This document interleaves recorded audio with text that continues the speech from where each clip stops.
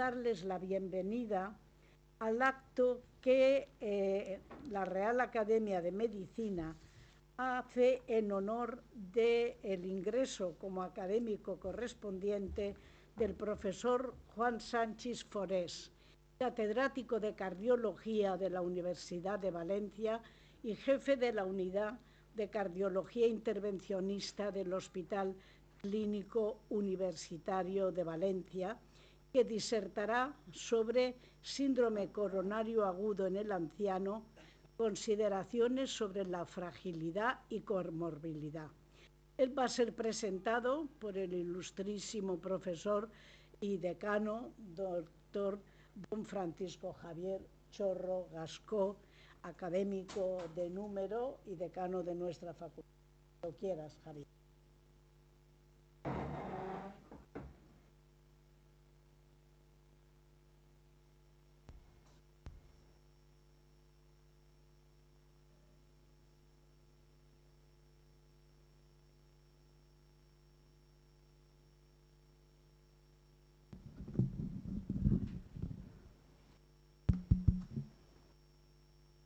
Buenos días. Bueno, me ha correspondido la labor de presentar al profesor Juan Sanchis Forés y quiero agradecer pues a la Academia este honor. La cardiología es una de las áreas de conocimiento representada en las actividades y en las personas que forman parte de la Real Academia de Medicina de la Comunidad Valenciana. El profesor Manuel Beltrán Báguena dedicó parte de su actividad a profundizar en el mejor conocimiento de las cardiopatías reumática e isquémica. Posteriormente, el doctor Vicente Tormo Alfonso, ya como especialista, entre otros temas, desarrolló sus aportaciones a la rehabilitación de los pacientes cardiópatas.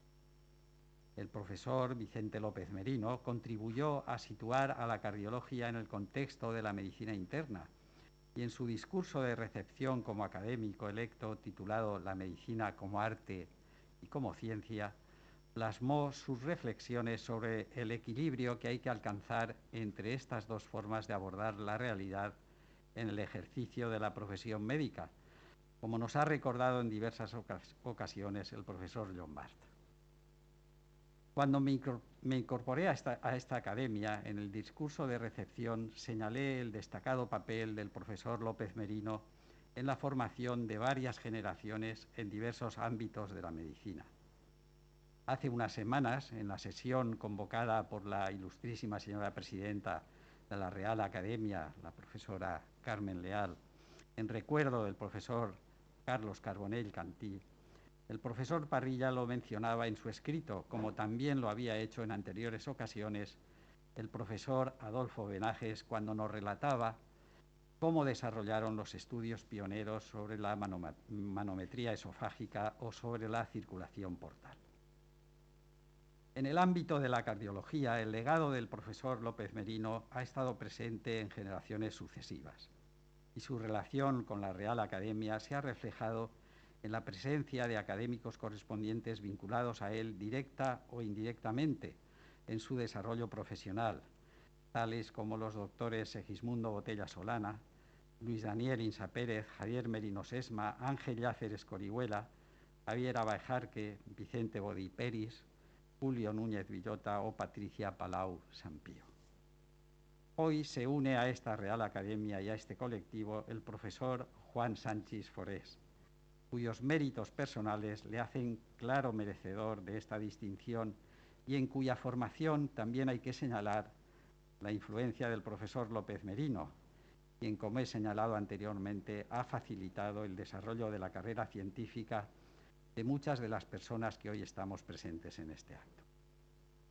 Juan Sanchis Forés es cardiólogo, jefe de la Unidad de Hemodinámica y Cardiología Intervencionista del Servicio de Cardiología del Hospital Clínico Universitario de Valencia y catedrático de Medicina en la Facultad de Medicina de la Universidad de Valencia. Su labor investigadora se ha plasmado en la publicación de 503 artículos en revistas indexadas en Medline, en la edición de 7 libros y en la autoría de 40 capítulos de libros. Ha dirigido 12 tesis doctorales y tiene reconocidos 6 sexenios de investigación. Obtuvo una beca FIS para estancia en centros extranjeros, en el Hospital Académico de Ámsterdam en 1988 con el profesor Janse. Ha sido responsable principal de 8 proyectos de investigación del FIS, del Instituto de Salud Carlos III, y ha obtenido de este organismo 5 becas FIS para contratar personal, una Sara Bordell, un predoctoral, 3 intensificaciones y un Río Ortega.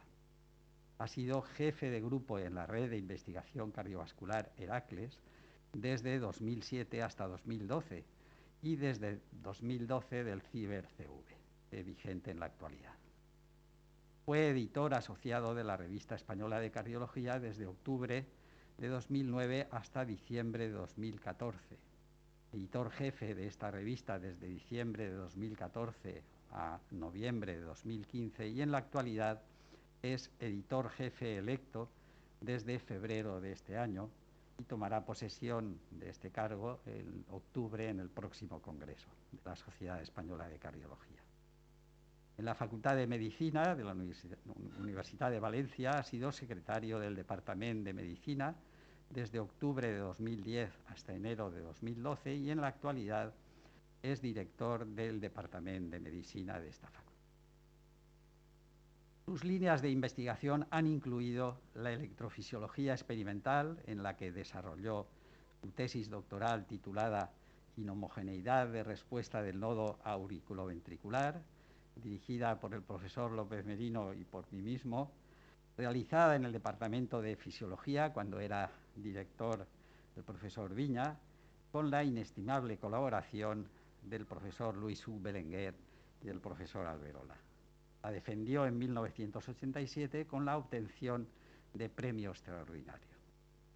Asimismo, ha centrado sus líneas de investigación en el estudio de los síndromes coronarios agudos, de la función ventricular postinfarto, de la insuficiencia cardíaca y de la influencia de diversas condiciones geriátricas en el infarto agudo de miocardio, como después veremos. En el ámbito asistencial, quiero destacar su participación en el grupo de expertos que, en colaboración con la Consellería de Sanidad, puso en marcha el plan de actuación para la reperfusión en el infarto agudo de miocardio con elevación del segmento ST, también llamado código infarto, iniciativa que introdujo en nuestra comunidad la actuación intervencionista rápida y precoz para atender los síndromes coronarios agudos, hoy claramente asentada en la práctica clínica habitual.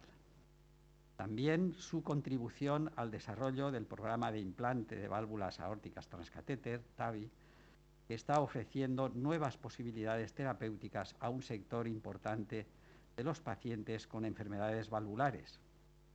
Y en relación con sus publicaciones más recientes, su interés en abordar los desafíos existentes en la atención de una población cada vez más longeva, con mayor presencia de comorbilidades y de fragilidad, con mayor riesgo de complicaciones y con información más limitada sobre los resultados reales de las estrategias terapéuticas disponibles.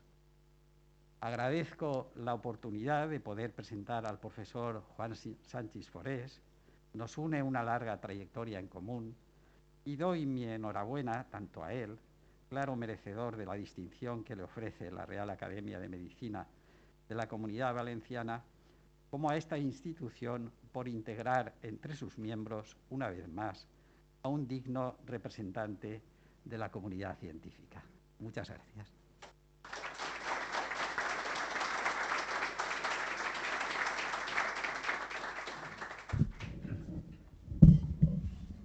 Muchas gracias por su excelente presentación, profesor Chorro. A continuación tiene la palabra el doctor Juan Sanchis Forés para hablarnos sobre el síndrome coronario agudo en el anciano, consideraciones sobre la fragilidad y comorbilidad. Si quiere, para que se le escuche mejor, a lo mejor puede quitarse la mascarilla, ya que estamos a una distancia considerable para que no haya problemas. Micrófono.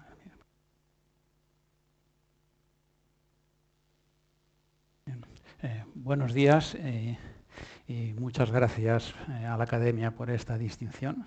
De hecho, estoy un poco abrumado. Es un honor estar aquí esta mañana. Agradezco a la presidenta Carmen Leal y a toda la corporación que me hayan distinguido como para ser académico de la Academia. Y muchas gracias también a Javier Chorro por sus generosas palabras en la introducción. En este acto, la conferencia que voy a desarrollar lleva como título Infarto agudo de miocardio en el paciente mayor, consideraciones sobre las condiciones geriátricas. Y me voy a centrar esencialmente en una línea de investigación que he estado desarrollando en los últimos años. Así pues, el escenario de la charla es el paciente mayor con condiciones geriátricas que ingresa en el hospital con un infarto agudo de miocardio. Este es un escenario cada vez más frecuente al prolongarse la esperanza de vida de la población. Y dividiré la charla en dos partes. En primer lugar, el impacto pronóstico de estas condiciones geriátricas, sobre todo de la fragilidad y comorbilidades. Y en la segunda parte, las implicaciones en cuanto al tratamiento. Las guías de práctica clínica recomiendan lo que llamamos una estrategia invasiva, que consiste básicamente en hacer un cateterismo, analizar las estenosis coronarias y tratarlas poniendo stents o con cirugía de bypass, y discutiremos si esta recomendación es también aplicable al paciente mayor con condiciones geriátricas. Empiezo con la primera parte de la charla. Fragilidad y comorbilidad son las condiciones geriátricas que más se valoran en cardiología. La fragilidad se puede definir como una respuesta disminuida a situaciones de estrés, y el infarto agudo de miocardio es una situación de máximo estrés. La comorbilidad es la presencia concurrente de dos o más enfermedades. Pero existen otras condiciones geriátricas que de alguna forma se solapan, sobre todo con la fragilidad. Por un lado, la discapacidad física, que también llamamos dependencia, que es la pérdida de autonomía para actividades básicas, como ir al aseo, vestirse, comer o caminar. Dependencia instrumental, que es la pérdida de autonomía para actividades de la vida diaria más fina, como el uso del teléfono, transporte, etc. Y el deterioro cognitivo. Centrándonos en la fragilidad, es una situación de disfunción multiorgánica que hace al anciano más vulnerable. Y el fenotipo que identifica que el anciano es frágil es el de un anciano o paciente mayor con actividad física reducida y con déficit en su estado nutricional. Hay diferentes escalas para medir la fragilidad, y una de las más utilizadas es la escala de Fried, que incluye 5 ítems, 4 de ellos relacionados con la actividad física, con actividades físicas. De ellos, 2 cuestionarios, el cuestionario de Minnesota, que es un excelente cuestionario muy exhaustivo, que evalúa bien la actividad física, y la exhaustividad, que es más sencilla, son 2 simples cuestiones en las que el anciano indica si se siente exhausto o no. Pero además tiene 2 ítems objetivos de actividad física. El test de la marcha, que consiste en andar 5 metros y medir el tiempo, y el test del agarre, que consiste en hacer fuerza sobre un dinamómetro y medir la fuerza desarrollada. Mide, por tanto, muy bien la actividad física, la escala de Fried, pero bastante mal el estado de nutrición. Es una simple pregunta en la que se pregunta si ha perdido peso en el último año, y la mayoría de ancianos no se pesan y no saben bien cómo contestar a esta pregunta. Por eso hay escalas que modifican el Fried añadiendo la albúmina como parámetro objetivo de desnutrición, y esto mejora la identificación de la fragilidad. Este es el primer estudio que publicamos sobre fragilidad y otras condiciones geriátricas. Es una serie que recogimos entre los años 2010 y 2012, que incluyó 342 pacientes ingresados en nuestro hospital de más de 65 años que sobrevivieron a la fase aguda del infarto, y antes del alta medimos 5 condiciones geriátricas y analizamos su influencia sobre el pronóstico a una mediana de 2 años de seguimiento.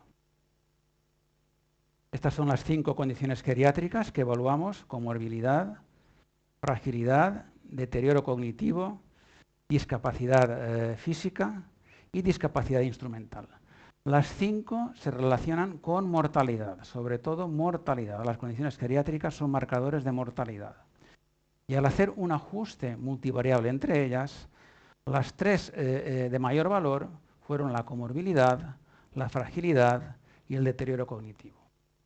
Y al incluir estas variables en los modelos clínicos, que también incluyeron las variables conocidas predictivas de un infarto agudo de miocardio, variables relacionadas con el corazón, las condiciones geriátricas aportaron información pronóstica adicional, y entre ellas la fragilidad con el Green Score fue la que tuvo mayor influencia pronóstica. Y aquí vemos en esta curva ajustada: a mayor Green Score, a mayor fragilidad, menor supervivencia del anciano. Continuamos el seguimiento de estos enfermos hasta los 5 años, y aquí publicamos en el Mayo Clinic Proceedings los resultados a los 5 años de seguimiento. Son bastante similares: en la parte izquierda las variables clínicas relacionadas con el infarto, y a la derecha añadiendo la edad y condiciones geriátricas. Vemos que la edad es un marcador pronóstico, pero que está en los límites de la significación, y la mayor potencia pronóstica procede de la fragilidad y de las comorbilidades. En otras palabras, la edad cronológica influye, pero sobre todo lo que influye es la edad biológica, reflejada en la fragilidad y las comorbilidades. En este estudio quisimos analizar, de los 5 ítems que utilizamos para cuantificar la fragilidad, cuáles eran los más importantes, en un intento de simplificar el análisis y quedarnos con 2 o 3 ítems que quizá con ellos pudiéramos identificar la fragilidad.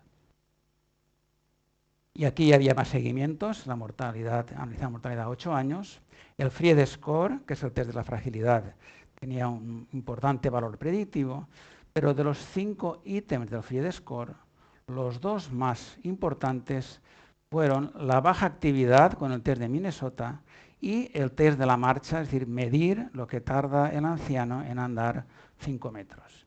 En cambio, el test del agarre y la exhaustividad tuvieron menor valor.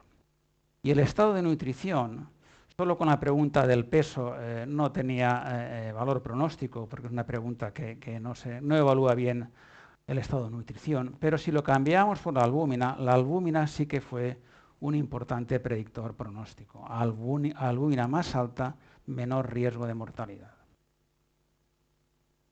A partir de aquí iniciamos una serie de subanálisis para valorar algunos aspectos relacionados con la fragilidad. Por ejemplo, la influencia del sexo. Esto fue una iniciativa de Julio Núñez y Patricia Palau. Y comparamos la relación entre fragilidad y mortalidad en hombres y mujeres, con un resultado un poco curioso. En el hombre, a mayor fragilidad, más mortalidad. Esto era esperable, pero en cambio esta relación no se observó en las mujeres.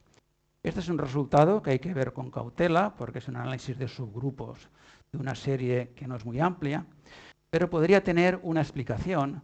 La mujer en general tiene menos actividad física y, por tanto, los test de actividad física que identifican la fragilidad tienden a exagerar la fragilidad en la mujer, aunque es verdad que los test están corregidos por el género, pero aún así podrían exagerar la situación de fragilidad de la mujer, y esto haría que no se relacionara tan bien con la mortalidad.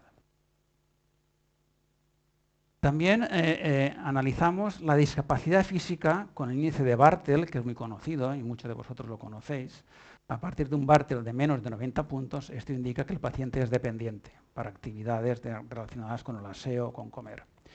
Y enfocamos la discapacidad física como una situación de fragilidad extrema. Por tanto, podíamos hacer una escala que integrara tanto la discapacidad física como la fragilidad. Esta es la escala integrada que diseñamos, donde vemos que el discapacitado es el que tiene peor pronóstico. Y dentro de los no discapacitados, aquí la fragilidad sí que distingue bien las poblaciones. Peor el frágil, aunque no está discapacitado, pero peor que el prefrágil, y el prefrágil peor que el robusto. Dicho de otra manera, cuando un paciente tiene discapacidad física, tiene poco sentido estudiar la fragilidad porque seguro que tiene una fragilidad extrema. También analizamos biomarcadores. Si la fragilidad es un estado de disfunción multiorgánica, esto debería reflejarse en algunos biomarcadores que indicaran esta disfunción. Y quiero destacar que en estos estudios sobre biomarcadores, la colaboración del Servicio de Bioquímica Clínica, liderado por Arturo Carratalá, aquí presente, ha sido excelente, desinteresada e incondicional, y sin él no hubiéramos podido hacer estos estudios, tanto en fragilidad como en otra línea de investigación con las troponinas. Mi mayor agradecimiento a Arturo por toda su colaboración. Aquí vimos biomarcadores y comparamos entre frágiles y no frágiles. 18 biomarcadores que comparamos. Y estos 7 fueron los que tenían diferentes niveles en los dos grupos. La hemoglobina, más baja en los frágiles. Los biomarcadores de función renal, creatinina y cistatina, más elevados en los frágiles. Más elevado también el dímero D, como signo de un estado de hipercoagulabilidad. Los biomarcadores de nutrición y metabolismo diferentes en frágiles y no frágiles, y el NT-proBNP, biomarcador de disfunción cardíaca, más alto en los frágiles. Esto ajustado por variables clínicas, los que al final tuvieron mayor valor o valor independiente fueron la hemoglobina, la vitamina D y la cistatina C, que con estos datos clínicos identificaba bastante bien al paciente frágil. En el año 2019 tuvimos la opción de trabajar con el GDF15, que es un biomarcador relativamente novedoso, y la Casa Roche nos lo dio gratis para que pudiéramos utilizarlo. Teníamos sangre guardada de estos enfermos y medimos el GDF15. El GDF15 es un biomarcador de senectud celular. Diferentes estudios demuestran que a más edad, niveles más elevados de GDF15. Nosotros nos planteamos que si es la edad, si es un marcador de senectud, probablemente las condiciones geriátricas tendrán también algún papel en los niveles del GDF15. Estos son los resultados, es la población de pacientes posinfartos y efectivamente a más edad, mayores niveles del GDF15, cuando no ajustamos por condiciones geriátricas. Si ajustamos por condiciones geriátricas, la relación se pierde, queda solo una tendencia no significativa. En cambio, la fragilidad sí que tiene una excelente relación con los niveles de GDF15 y también la comorbilidad. Por tanto, son más las condiciones geriátricas que la edad, lo que marca los niveles de GDF15, que es un marcador de senectud celular. También vimos la linfopenia. Esto también es una iniciativa de Julio Núñez, que había trabajado con la linfopenia en el infarto agudo de miocardio. La linfopenia es un marcador de inflamación y de inmunodepresión y que, por tanto, podría estar elevada en el paciente frágil que tiene este estado de disfunción multiorgánica. Y aquí vemos como el cociente, el porcentaje, la linfopenia relativa, el porcentaje de leucocitos en relación con el total de leucocitos, a niveles más bajos, a partir de la izquierda, esto aumenta la probabilidad de que el paciente sea frágil. Y ahora estamos en este punto. Esto es una tesis que se está desarrollando en el Servicio de Bioquímica Clínica, donde vamos a combinar todos los biomarcadores que tenemos, son 24, e intentamos identificar al paciente frágil mediante una combinación de estos biomarcadores. Esto es una primera aproximación sobre la importancia de un gradiente de importancia en los biomarcadores para identificar al frágil, y estos 8 primeros parece que son los más importantes. Esto es una tesis que está en curso de elaboración, y el objetivo final sería encontrar una batería de biomarcadores que, si nos identificaran al paciente frágil, podía evitar estos test geriátricos complejos al que el cardiólogo no está habituado. Bien, hemos visto la fragilidad, pero también analizamos el valor pronóstico de las comorbilidades. Esta es la serie en la que analizamos las comorbilidades, más antigua que la anterior de la fragilidad.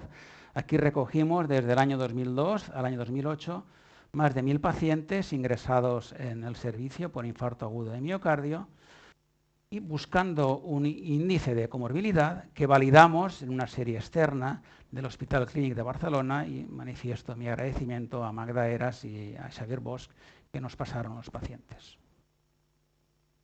Las comorbilidades se evalúan habitualmente con el índice de Charlson, que está muy extendido, lo utilizamos en cardiología, nefrología, seguro que en endocrinología, en oncología, es el índice que se utiliza de comorbilidad. Charlson lo derivó de sus pacientes. Él fue un internista que trabajó en el Hospital del Bronx de Nueva York en el año 87, era una sala de medicina interna, allí tenía sobre todo sidas y tumores, y de allí derivó este índice de Charlson que estamos utilizando todos. Pero claro, es un poco llamativo que este índice derivado de estos pacientes apliquemos a los enfermos que están hoy ingresados en nuestro hospital con un infarto agudo de miocardio, que no tiene nada que ver con estos enfermos en los que Charlson obtuvo este índice.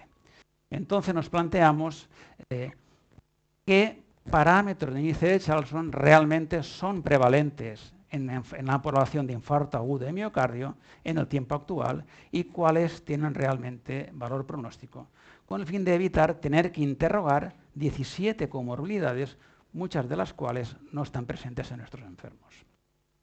Esto lo publicamos en el Mayo Clinic Proceedings, y estos son los 5 parámetros del Charlson que realmente tienen valor pronóstico en una serie de enfermos con infarto agudo de miocardio: el infarto previo, la insuficiencia cardíaca previa, la arteriopatía periférica, la demencia y la insuficiencia renal.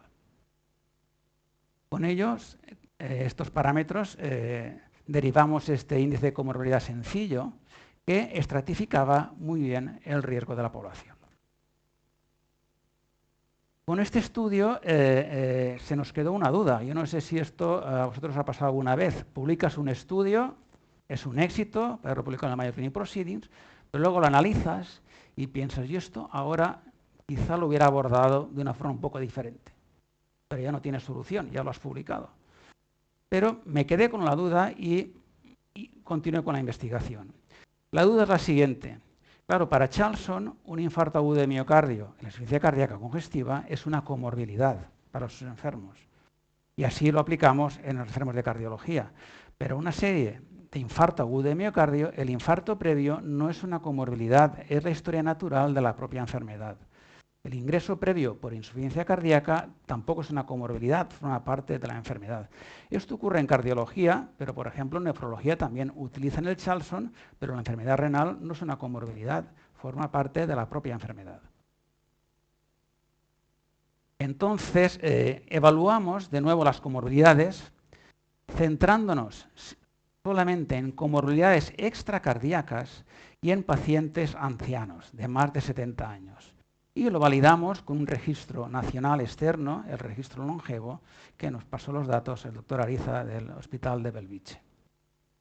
Y estas son las comorbilidades extracardíacas que tienen influencia pronóstica en los pacientes con infarto agudo de miocardio: la insuficiencia renal, la anemia severa, la diabetes, el ictus, la arteriopatía periférica y la enfermedad pulmonar crónica. Y para acabar con esta primera parte, una diapositiva sobre el deterioro cognitivo, que también medimos en la serie de fragilidad, y vemos que a los 8 años de seguimiento el deterioro cognitivo tiene una gran importancia pronóstica. A partir de 3 errores en el test de Pfeiffer, que es un test que valora la función cognitiva, a partir de 3 errores aumenta la mortalidad. Y este es un análisis conjunto que agrupa las variables que marcan la mortalidad del paciente mayor que ingresa con el infarto agudo de miocardio a los 8 años de seguimiento. Vemos que las condiciones específicamente geriátricas suponen el 43% del valor pronóstico, la fragilidad, la edad y la función cognitiva. Las comorbilidades aportan un 20%. Y las variables derivadas del infarto, las variables cardíacas, un 36%. Y de ellas, la revascularización, de la que vamos a hablar a continuación, supone un 8%. Lo que más podemos influir o modificar nosotros, que es revascularizando en el enfermo, si esto es así, si este modelo es así, solo podríamos intervenir en el 8% del valor pronóstico de este anciano. Pasamos pues a la segunda parte, las implicaciones para el tratamiento de las condiciones geriátricas. Una diapositiva conceptual para los no cardiólogos de la sala. El infarto agudo de miocardio distinguimos dos tipos.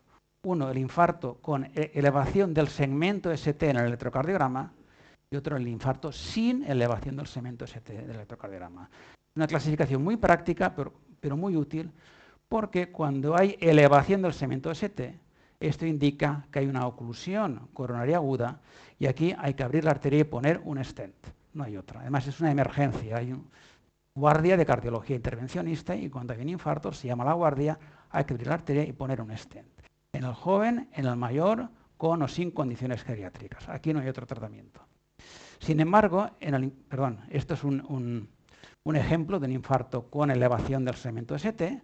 Lo que encontramos es una arteria ocluida y aquí lo único que podemos hacer es abrirla y poner un stent lo antes posible. Por el contrario, cuando no hay elevación del segmento ST, no suele haber una oclusión coronaria aguda. Esto ya no es una emergencia, es una urgencia, pero no es una emergencia.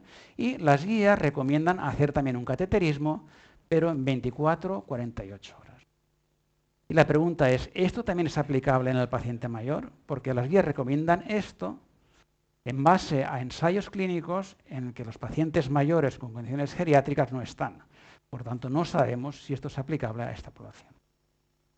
El infarto sin elevación del segmento ST es una entidad muy heterogénea. En el electro podemos encontrar signos muy claros de infarto, pero otras veces una onda T negativa inespecífica, a veces un electrocardiograma normal, y en la angiografía podemos encontrar una lesión focal severa, pero la arteria está abierta.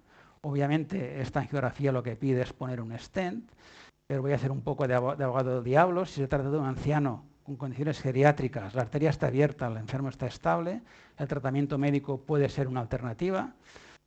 Muchas veces la lesión está calcificada, si el stent no lo expandes bien, has creado un problema.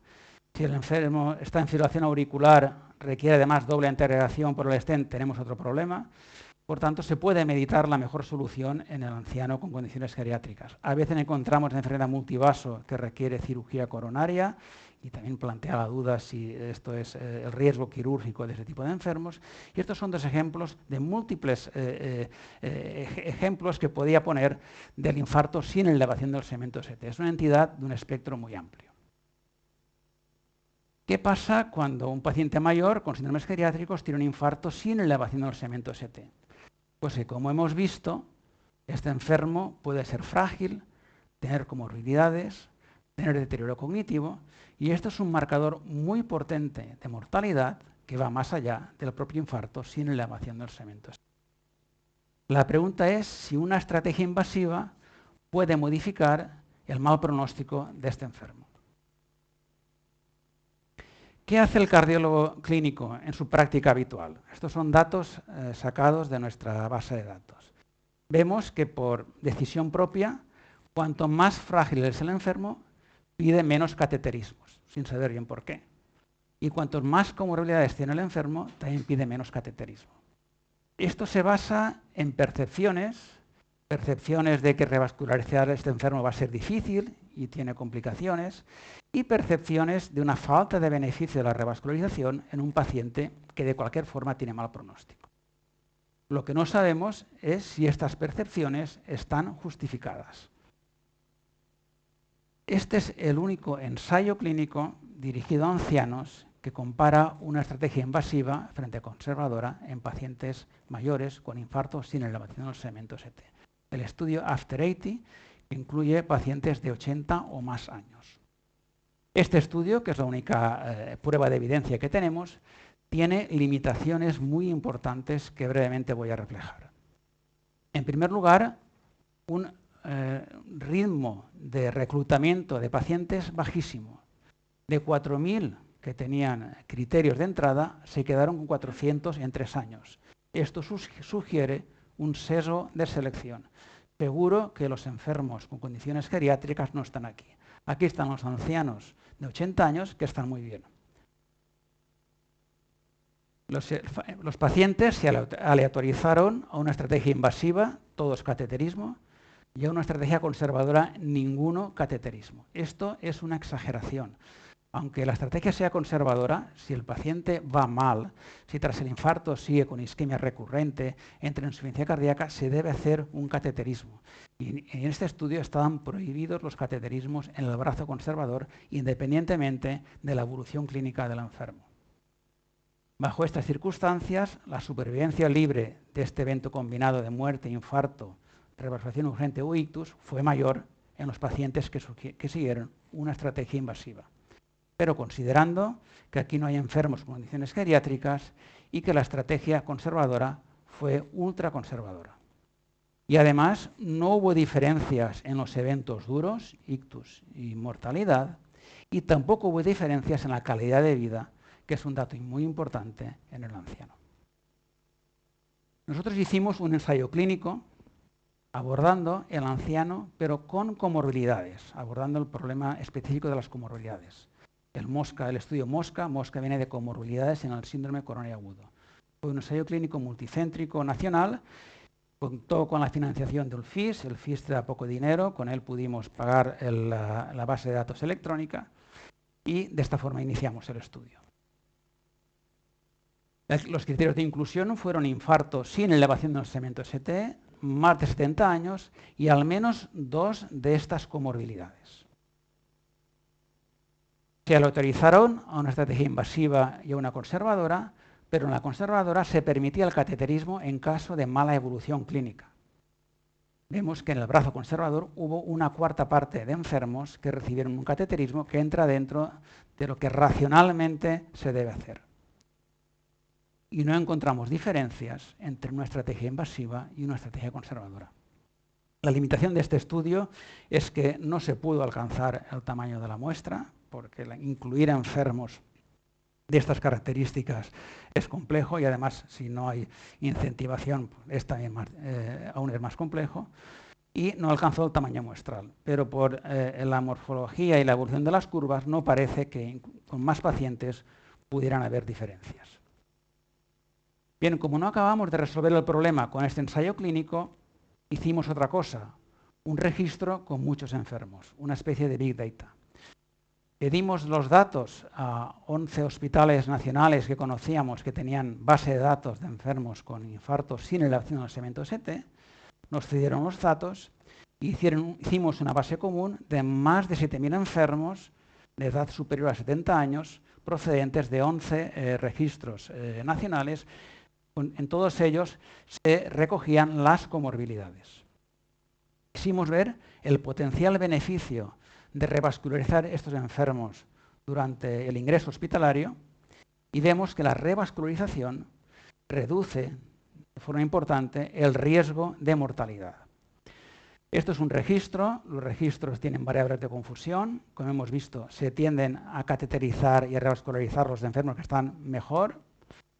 Esto está muy ajustado por variables clínicas y también por las comorbilidades, pero siempre queda un sesgo residual.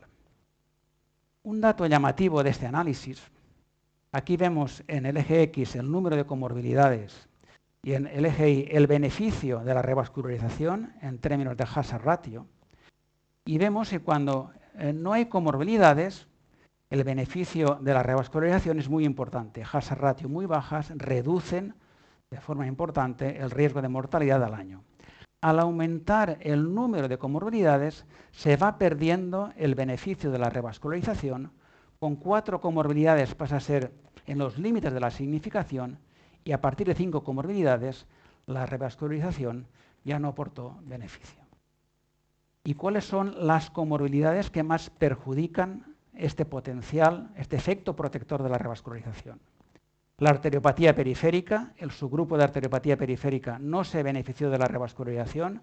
Se trata de un anciano que tiene un infarto, además tiene arteriopatía periférica, esto es una arteriosclerosis sistémica y esto es muy difícil de mejorar. La enfermedad pulmonar crónica, el subgrupo con enfermedad pulmonar crónica tampoco se benefició de la revascularización. Y la insuficiencia renal sí que hubo beneficio, pero significativamente menor de los pacientes sin insuficiencia renal. La interacción fue significativa. Bien, hemos visto estrategia invasiva y comorbilidades. Vamos a ver rápidamente cómo la fragilidad puede influir en el supuesto beneficio de una estrategia invasiva, en el YAMSEST. Este es un subanálisis, que también fue una propuesta de Julio, en el que vimos el beneficio de hacer una intervención coronaria percutánea, de poner un stent en los pacientes con YAMSEST, distinguiendo los frágiles de los no frágiles. Y curiosamente, los enfermos frágiles son aquellos que más se beneficiaron de la intervención coronaria percutánea. Podemos pensar que al ser frágil es de más riesgo y en los enfermos de más riesgo son los que más se benefician de la revascularización. Pero es un análisis de subgrupos de un registro observacional con pocos enfermos. Porque en este otro registro, el longevo, en el que también participamos, aquí se incluyen ancianos de más de 80 años, hicieron un análisis similar y curiosamente observaron lo contrario. La estrategia invasiva mejoró a los no frágiles, pero no tuvo beneficios en los frágiles. La forma de aclarar esta duda es hacer un ensayo clínico. Diseñamos este ensayo clínico, este es el diseño que publicamos en Revista Española de Cardiología. El ensayo está ahora en marcha, está a punto de acabar. Y incluimos ancianos con infartos sin elevación en los segmentos ST y frágiles. Y comparamos una estrategia invasiva frente a una estrategia conservadora. El objetivo principal, el número de días que está vivo el anciano fuera del hospital durante el primer año después del infarto, y un objetivo coprincipal de eventos clínicos. El tamaño de la muestra, hemos acabado con 165 pacientes, no, 167 pacientes, no hemos llegado a todos, pero casi todos. El éxito ha sido mayor que con el primer Mosca. También tenemos más dinero y el INCLIVA nos está ayudando mucho en la monitorización de estos enfermos. La inclusión acabó en diciembre de 2020 y tendremos resultados en el próximo mes de diciembre. Los hospitales que han participado, nosotros somos los que más pacientes hemos metido, también Belviche, Gregorio Marañón y otros hospitales. Y para acabar, 2 diapositivas sobre otro problema, el de la rehabilitación posinfarto, que se ha demostrado que mejora la calidad de vida y el pronóstico de estos enfermos, pero la pregunta es si esto también es aplicable al paciente mayor frágil que tiene un infarto. Esto lo vimos en otro ensayo clínico, también financiado con un FIS, que se ha publicado recientemente. Aquí incluimos 150 pacientes supervivientes de un infarto agudo de miocardio, de más de 70 años y que fueran frágiles o prefrágiles. Y se aleatorizaron a un grupo control, la estrategia habitual con su cardiólogo, o a un grupo de intervención en el que entraron en un programa de fisioterapia específico para pacientes frágiles, que consistía en 3 meses de ejercicios en el INCLIVA y posteriormente en casa hasta el año bajo la supervisión de los fisioterapias. Aquí hubo una gran labor del grupo de fisioterapeutas y estoy muy contento de que estén aquí Vicente Ruiz, Arantxa Ruescas y Clara Sastre, porque la labor que desarrollaron fue excelente, porque es muy difícil trabajar con pacientes frágiles y lo veréis cuando muestre el algoritmo del estudio rápidamente.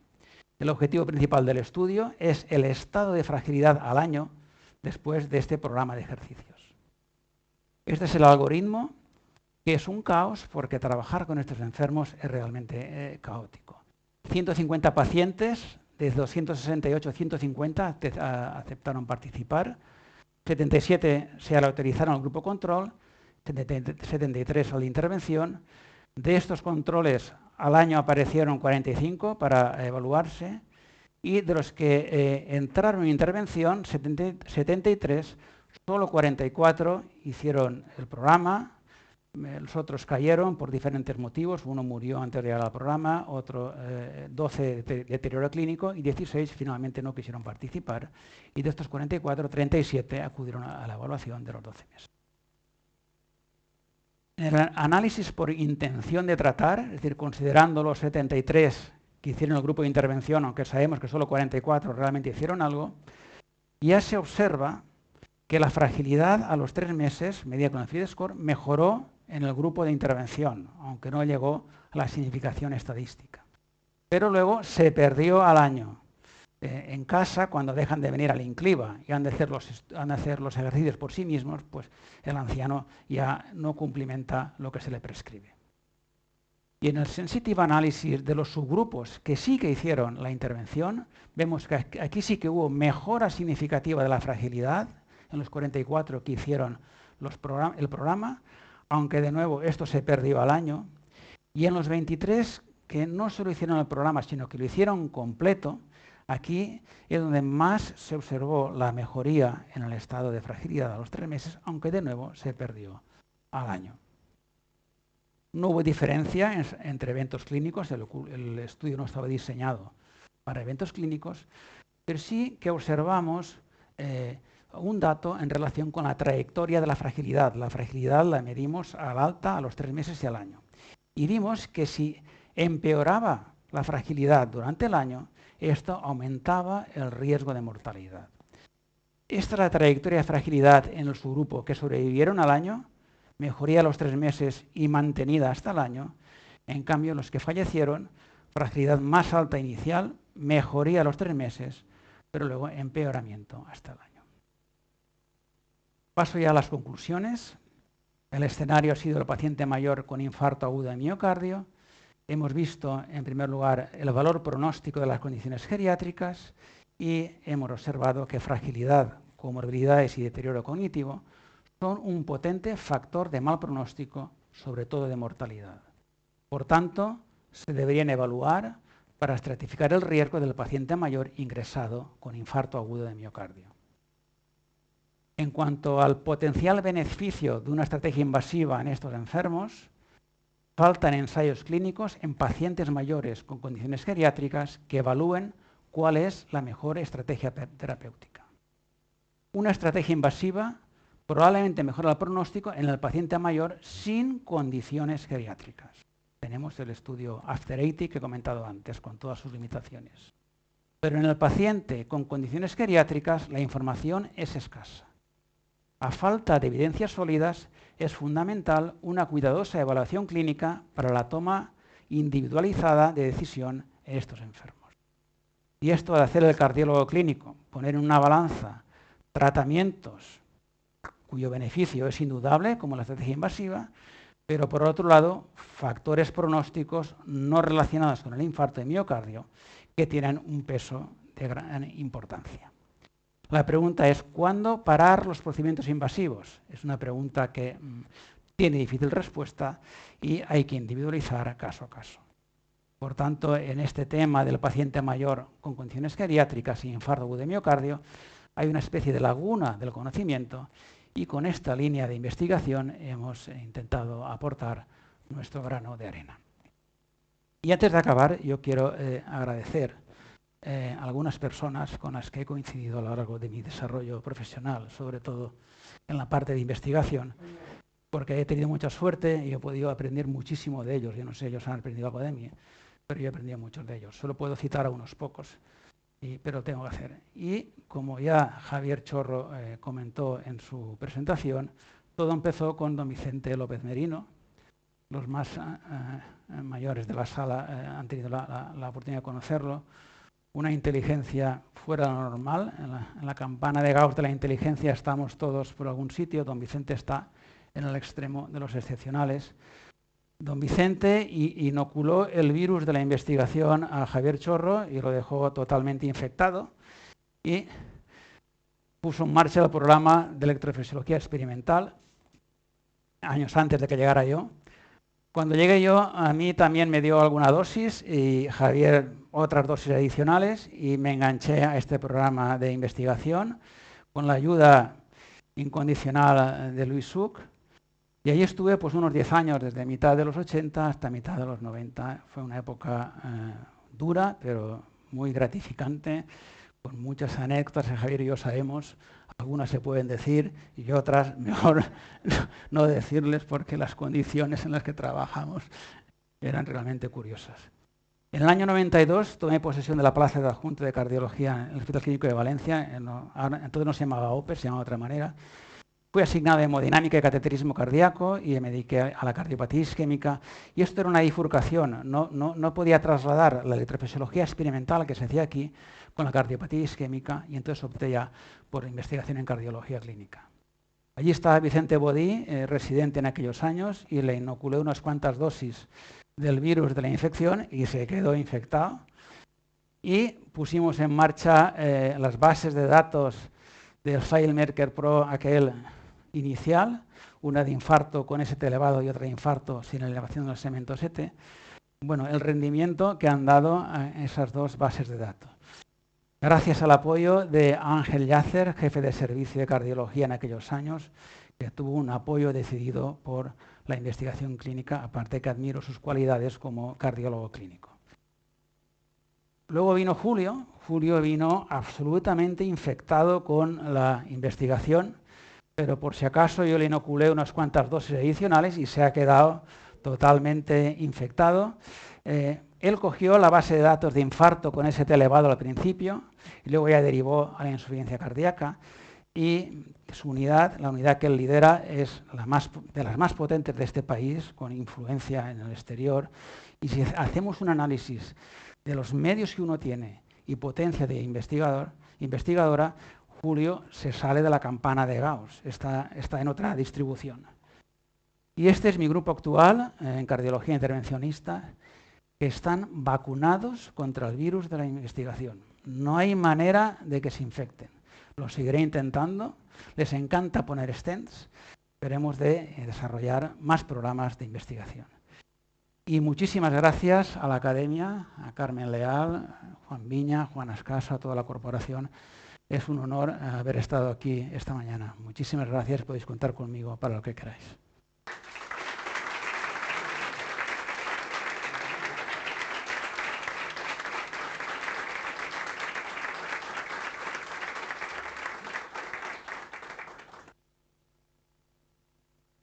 Gracias, profesor Sánchez, por esta magnífica conferencia. Creo que nos ha dejado a todos absolutamente admirados.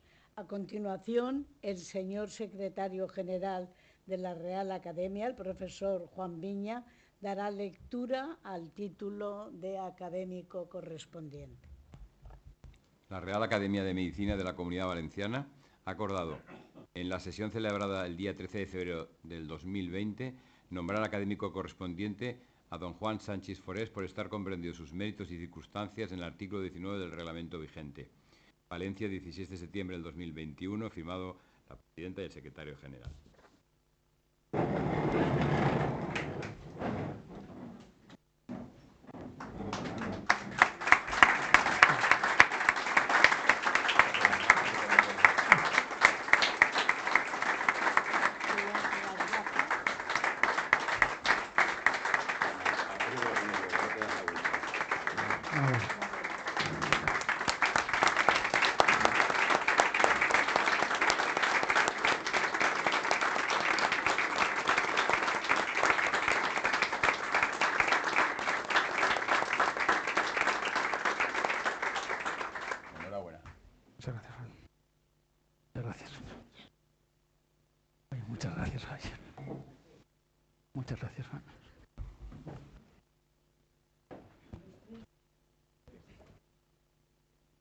Excelentísimo señor presidente de honor de la Real Academia, ilustrísimos e ilustrísimas académicas, señor director del Hospital Clínico Universitario, señor gerente del Hospital Clínico Universitario, señora vicedecana de la Escuela de Fisioterapia. Muchas gracias a todos, queridos amigos, académicos y no académicos, por estar aquí. Hay una representación del Servicio de Cardiología, a los que quiero saludar especialmente, también de Fisiología, puesto que mucho trabajo se hace conjuntamente. Enhorabuena, doctor Juan Sanchis, por su discurso y su excelente investigación. Felicito también al profesor Chorro por su presentación, que nos ha puesto de relieve los méritos del nuevo académico, que como han podido comprobar no son pocos. El doctor Sanchis ha centrado su intervención en el infarto de miocardio en los pacientes mayores. No les ha llamado viejos, cosa que agradecemos. Todos sabemos que el infarto de miocardio puede darse en todas las edades. ¿Qué no se oye? Puede darse en todas las edades. Hemos visto incluso adolescentes caer fulminados en actividades deportivas, pero eso es la excepción. La vulnerabilidad es mayor en las personas mayores y aquí muchos de los académicos estamos en esa fase. Analiza Juan Sanchis el impacto de algunas condiciones geriátricas, la fragilidad, las comorbilidades y el deterioro cognitivo, aunque en este se ha detenido menos. Evidentemente, la geriatría ocupa un lugar preferente en estos momentos en la asistencia clínica. No podemos olvidar que incluso en nuestra academia, el profesor José Viña, aquí presente, ha cambiado la denominación de su sillón por el de gerontología, porque esta es la situación que vivimos muchos de nosotros y que tiene, dada el aumento de la longevidad, un futuro importante. El doctor Juan Sanchis ha iniciado esa búsqueda de marcadores posibles que puedan tener un valor pronóstico para poder aplicarlas después en la estrategia terapéutica. Sobre todo, la fragilidad, en el resumen escueto que él me ha dado, habla sobre todo de la fragilidad y de las comorbilidades. Su investigación es sugestiva, porque aunque él dice que en algunos casos, en algunas de las intervenciones que ha hecho, las muestras todavía son pequeñas, creo que la investigación tiene un valor incalculable cara al futuro. Es en las diferencias, en la fragilidad, donde vamos a poder encontrar también diferencias en las tasas de morbilidad.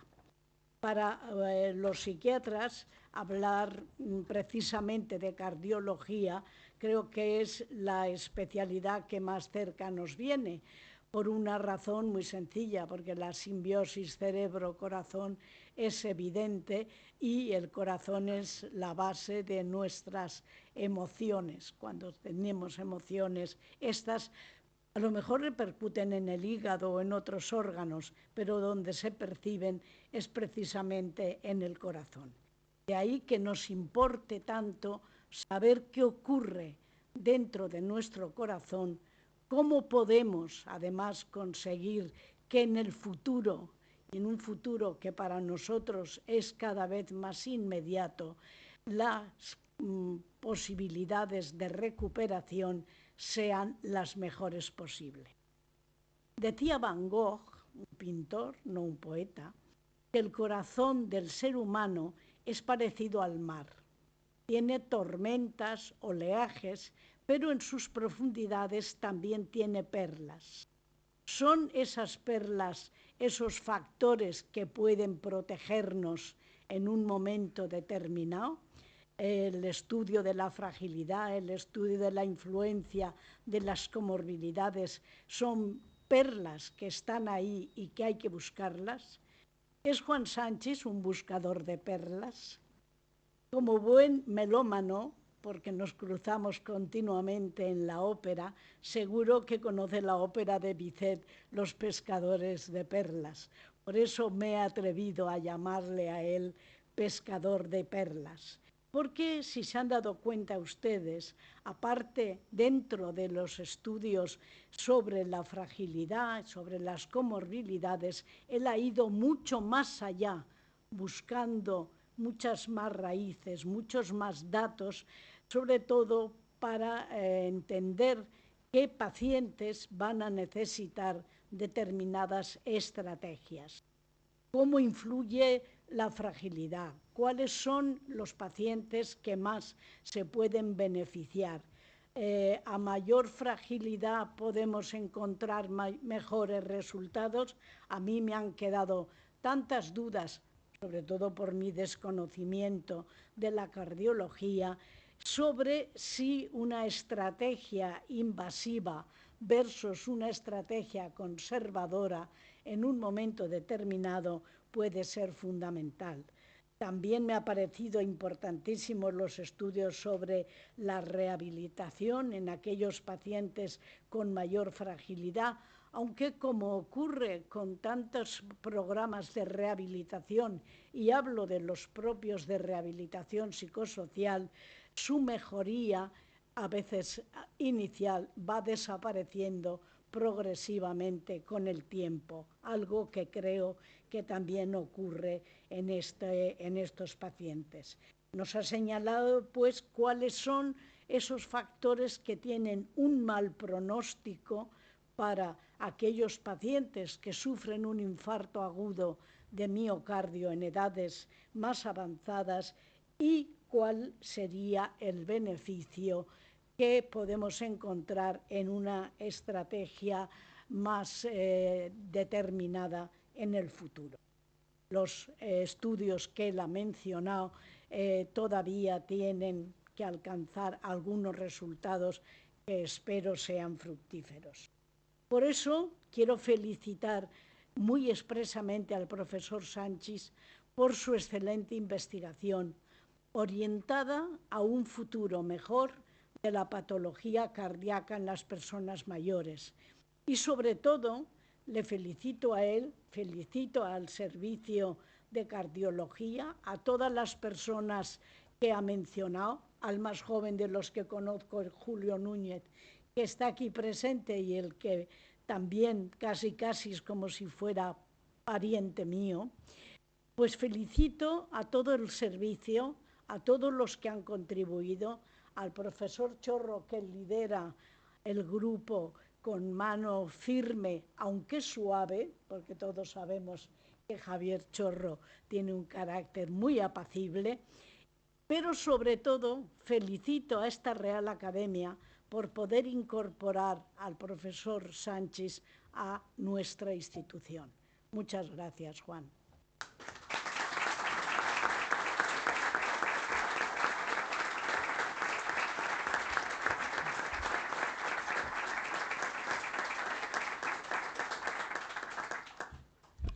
Ya se levanta la sesión.